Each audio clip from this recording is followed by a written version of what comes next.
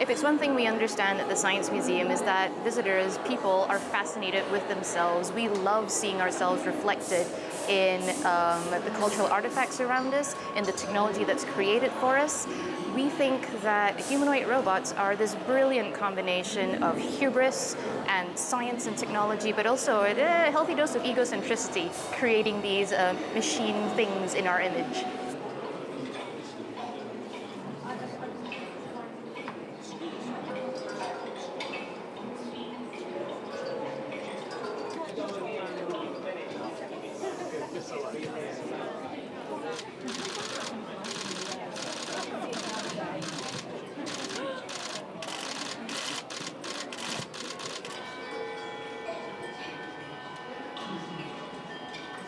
The definition of robot has changed over the course of time. Robots themselves have existed as automated beings that are capable of being programmed for many, many hundreds of years. We begin the story at the Science Museum 500 years ago, which is when we have our earliest artifact on display. But really, in literature and archives, you see evidence of robots going even further beyond that.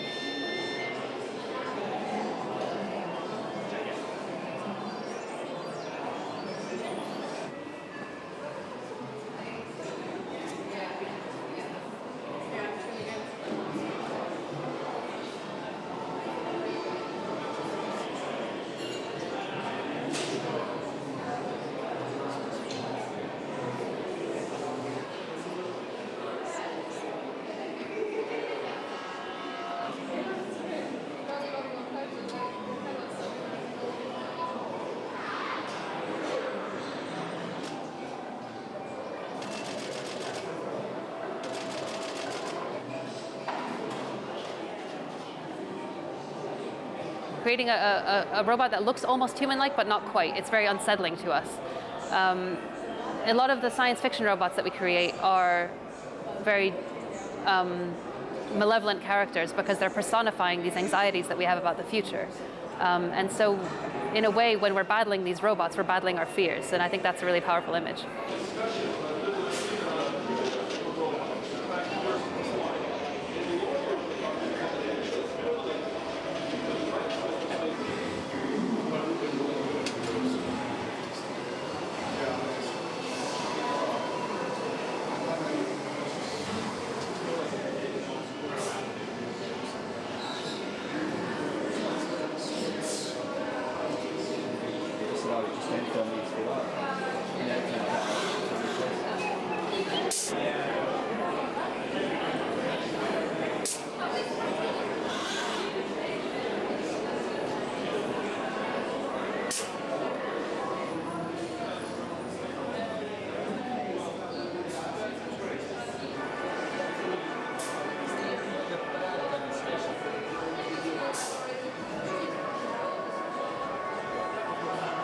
And I think it's a question that's been asked of all disruptive technologies throughout history. You know, how is our relationship with technology going to change, and how is it going to impact our world?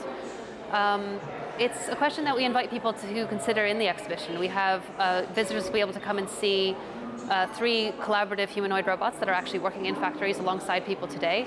But it's a serious question. You know, to what degree do we want to let these robots into our everyday lives, and to what degree do we want them to do work for us? Goodbye.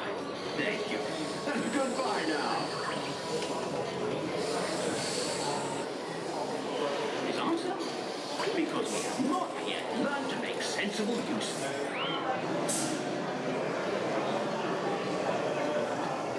Get a good flight in? You'll never guess what Jamie said this morning. Okay, I don't know if she really said anything, but it sounds like she's starting to, right? Doesn't she sound amazing?